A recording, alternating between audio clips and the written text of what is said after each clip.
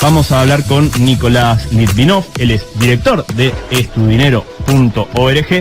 Bueno, vamos a hablar con Nicolás Litvinov, director de Estudinero. Con el licenciado Nicolás Litvinov, él es economista, fundador y presidente de Estudinero.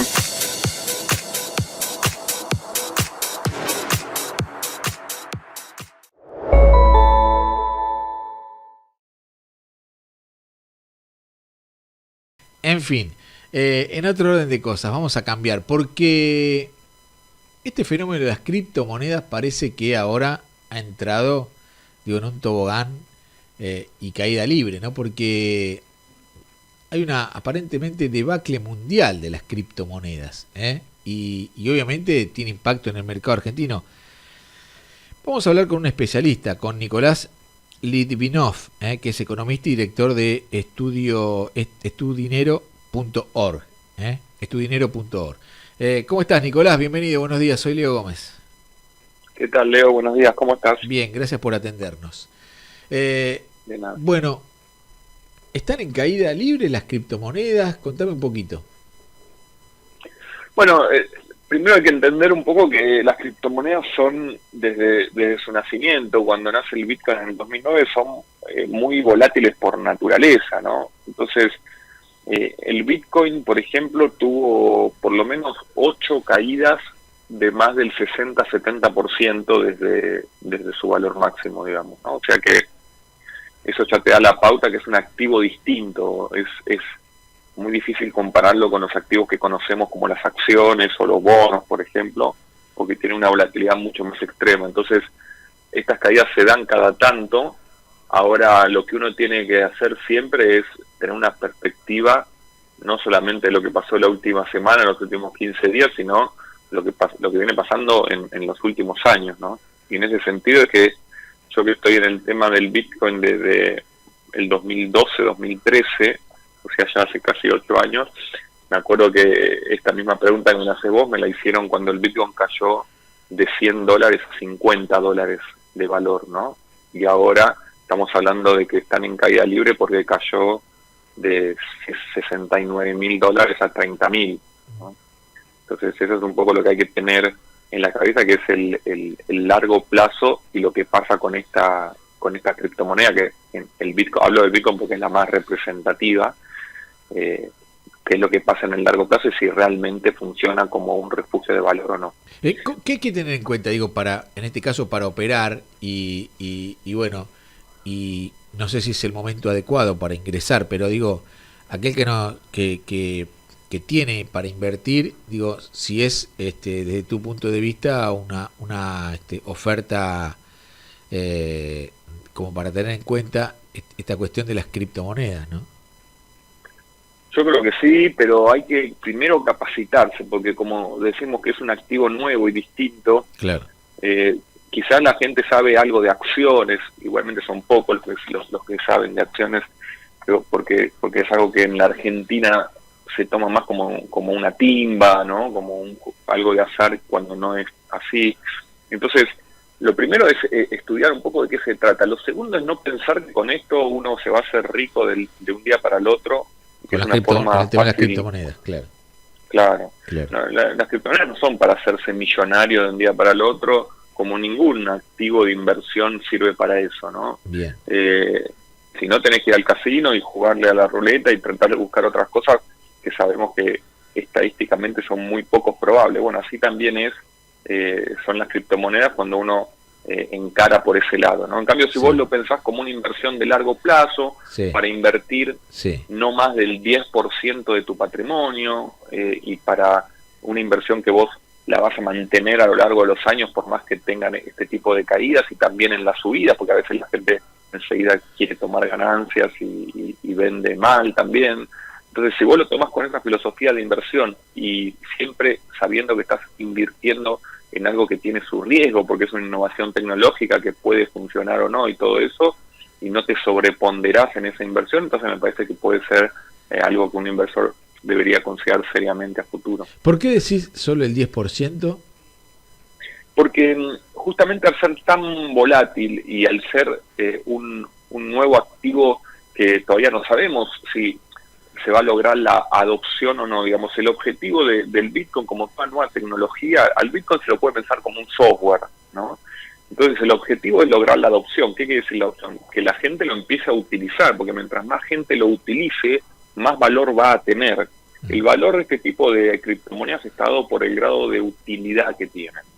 Y son útiles para un montón de cosas, no son solamente monedas como mucha gente piensa, sino que atrás de eso hay todos proyectos que realmente facilitan la vida de las personas, ¿no? En términos de finanzas descentralizadas, NFT, bueno, un montón de cosas que se están viendo ahora. Entonces, si vos tenés en cuenta que esa adopción puede lograrse o no, y además tenés en cuenta que estamos hablando de un activo que, como estamos viendo, es muy volátil y tiene subas y caídas muy fuertes, entonces vos tenés que tener la mayoría de tu patrimonio en inversiones que no te quiten el sueño y que no tengan ese tipo de volatilidad. Y después, hasta un 10% de tu portafolio, de tus inversiones, sí las podés alocar, se llama, o las podés derivar hacia inversiones de más riesgo y de más volatilidad como las que estamos hablando.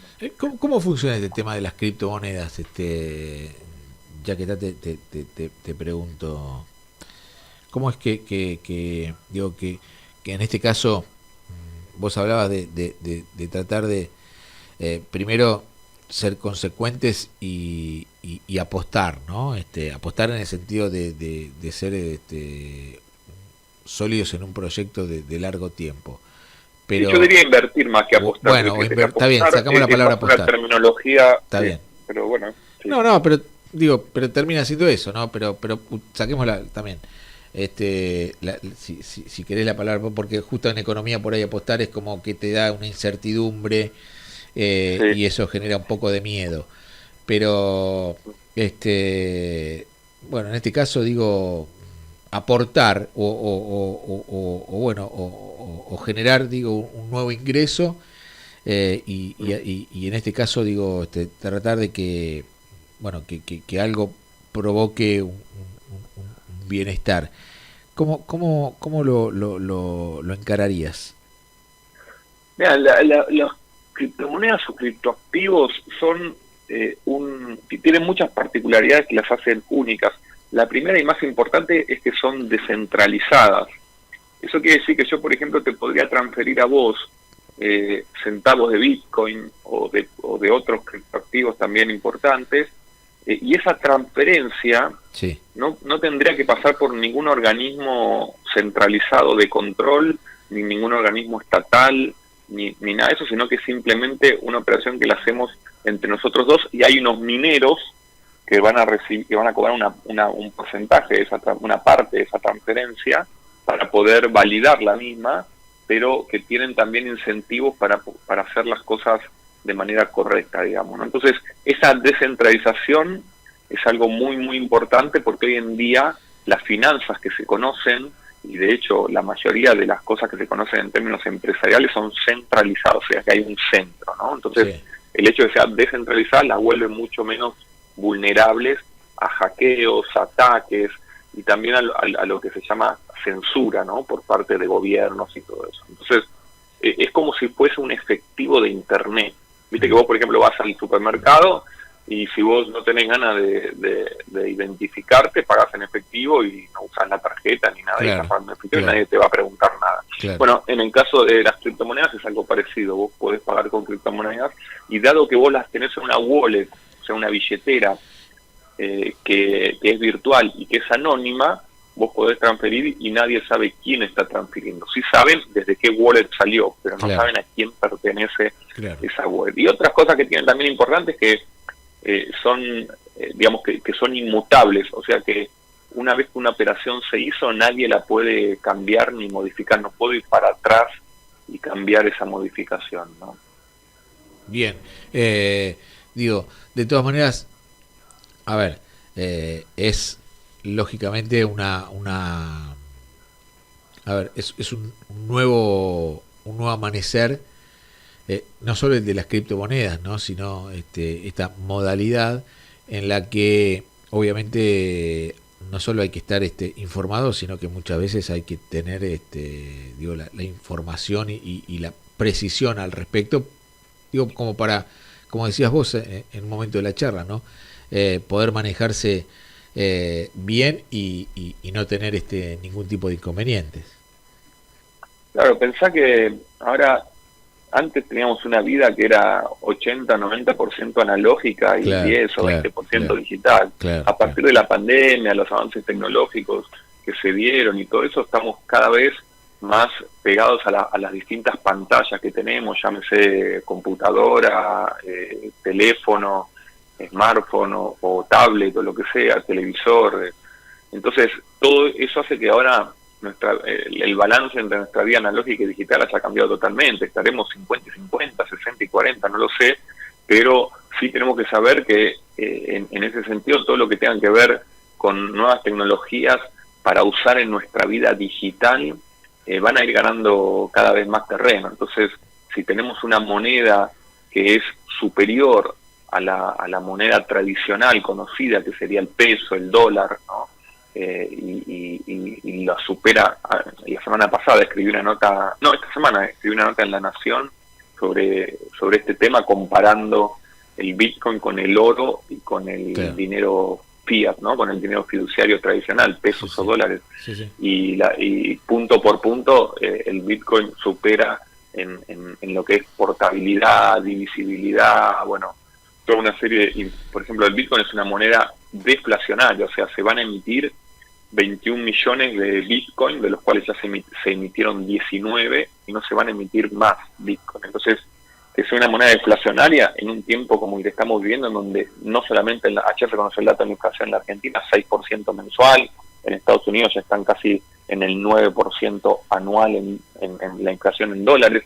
Bueno, en un mundo cada vez más inflacionario, tener la posibilidad de tener parte de tus ahorros en un activo que es deflacionario en el largo plazo, me parece que es una alternativa muy interesante a tener en cuenta. Aprovecho, Nicolás, que justamente que sos economista, ¿no? Y te pregunto, justamente vos estás hablando que estamos ya no en un país, digo, que genera inflación casi de manera estructural y dramática, sino que probablemente, y vos me corregirás, por la pandemia y por algunas otras cuestiones, el mundo también genera más, menos, no a los niveles de Argentina, por supuesto, pero vos hablabas, creo recién, dabas el dato del 9% de inflación anual en dólares en Estados Unidos, algo que, bueno, para nosotros sería acercarnos al paraíso, bueno, no acercarnos, entrar al paraíso directamente.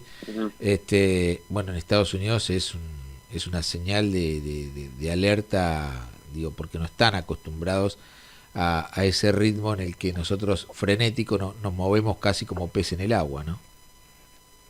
Sí, exactamente, sí, estamos en un mundo que tiende hacia una suba de precios.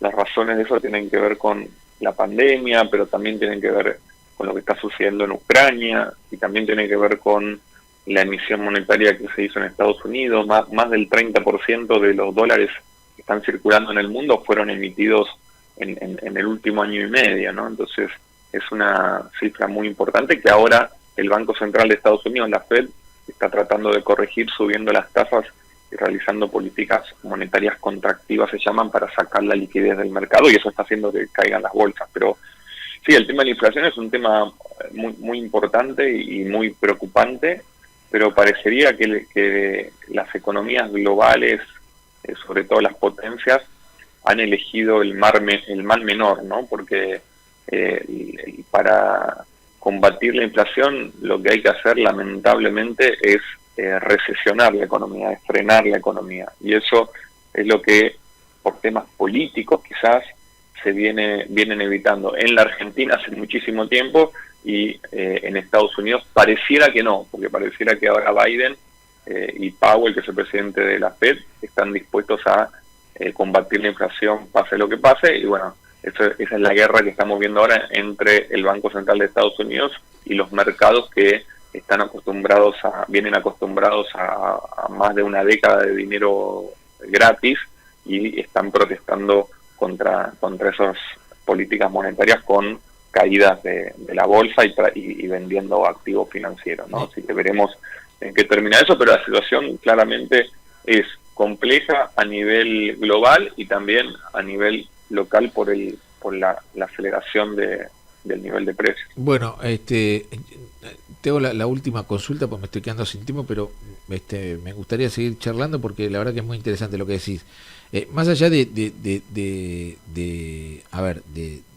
tu orientación económica o política, a ver si te entendí bien, porque yo obviamente soy periodista, no soy entendido en esto, Sí, sí. Y obviamente no me da miedo en decirlo, al contrario, pero lo que te quiero preguntar es, ¿vos entendés definitivamente o abonás que el consumo genera inflación y que hay que ir a una desaceleración de la economía? Porque ahí te hago una repregunta, ¿no? Y discúlpame que abuse si querés, porque todavía no preguntaste y ya te estoy no contestaste y ya te estoy repreguntando. Digo, porque en nosotros estamos acostumbrados, nosotros y el mundo, ¿no? Pero el argentino, hablo de lo local, a un consumismo absoluto. Y en donde todos los días te llueven ofertas y todo el tiempo y las 24 horas y te bombardean y te incentivan, y hay campañas. Es algo ilógico pensar en una desaceleración del consumo en pos de bajar la inflación. Digo, ¿esa es la teoría o interpreté mal? No, es esa, porque mira, yo me remito a los hechos. En la Argentina se decía primero que la inflación era un fenómeno monetario, entonces vino el gobierno de Mauricio Macri con Schwarzenegger a la cabeza del Banco Central, subieron las tasas a niveles altísimos, dejaron de emitir pesos y sin embargo la inflación fue récord y siguió su rumbo. Entonces después se decía que no, que era un fenómeno que tenía que ver más que nada con el control de precios. Viene el gobierno actual, empieza tratando de controlar los precios siguen aumentando. Entonces, a mí me parece que está por lo menos demostrado en la historia que cuando hay una desaceleración económica, cuando hay una recesión, hay una caída de la demanda, ¿no? La demanda como vos decís, del consumo. Y al haber una caída de la demanda del consumo, los precios tienen que sí o sí bajar para encontrar los nuevos niveles de equilibrio, porque si el comerciante, las empresas no venden, no van a aumentar los precios, ¿no? Entonces, esa sería la única forma que se vislumbra por ahora de poder bajar la inflación, sobre todo cuando llega a niveles muy preocupantes, ¿no? Buscando un desaceleramiento de la economía, buscando lo que se llama enfriar la economía. Pero lo que termina sucediendo es que por temas políticos, ningún presidente, ningún dirigente quiere asumir el costo político de esto en el tiempo que lleva su mandato, ¿no? Entonces se vive pateando para adelante y que se arregle el que viene, y así lamentablemente es como estamos. No, lo que pasa es que, a ver, uno ha estudiado la historia y la vivió también, porque la recesión, lo que genera, por otro lado, es justamente la imposibilidad de en este caso de producir, de consumir, y los seres somos así, somos consumistas. Por ahí habría que encontrar otra manera, ¿no? de ver si podemos bajar la inflación, porque desde la especulación obviamente es muy fácil, porque claramente los precios suben porque menos la gente tiene dinero, y cuando es el especulador, ¿no? Y cuando no hay, se quejan porque no hay consumo. Bueno, es una cuestión impresionante, ¿no? La verdad que cuesta encontrarle, a menos a uno que no es un entendido, bueno, la verdad que complicado, ¿no? Que estamos jodidos. Sí, y de hecho, bueno, justamente la inflación es de alguna manera servicial al consumo, ¿no? Que es claro. Lo que buscan los gobiernos, que la gente consuma para que la economía crezca, ¿no? Exacto. Lo que pasa es que también se está dando un fenómeno que quedó en evidencia en Chile en este último tiempo, que es que puede haber crecimiento económico, pero con aumento de la desigualdad. O sea, no es que cuando un país crece, cuando el PBI de un país crece, eso quiere decir que la gente está mejor. Está pasando que, y en Estados Unidos también, que el PBI aumenta, la economía crece, pero la distribución es cada vez más regresiva, y los que tienen plata tienen más y los que tienen Exacto. menos cada vez tienen menos. Bueno, Entonces, Macri dijo la teoría del Sí. derrame, ¿no? sí, esa teoría del derrame que nunca jamás claro, resultó en ningún lado. nunca, y no, y aparte Ningún dijo, lado. va a derramar la economía, entonces los que están abajo van a recibir, y la verdad que no derramó nada, derramó recesión, pobreza, y este gobierno que no la ha podido enderezar, ¿no? O sea, la verdad que, bueno, las demandas siguen siendo las mismas, pasan los años, y temo que nosotros sigamos hablando y sigamos cuestionándonos las mismas preguntas, ¿no? Y las mismas cuestiones. Pero bueno, vamos a seguir haciéndolo. Nicolás, te mando un gran abrazo. La verdad que ha sido muy interesante charlar con vos, ¿eh?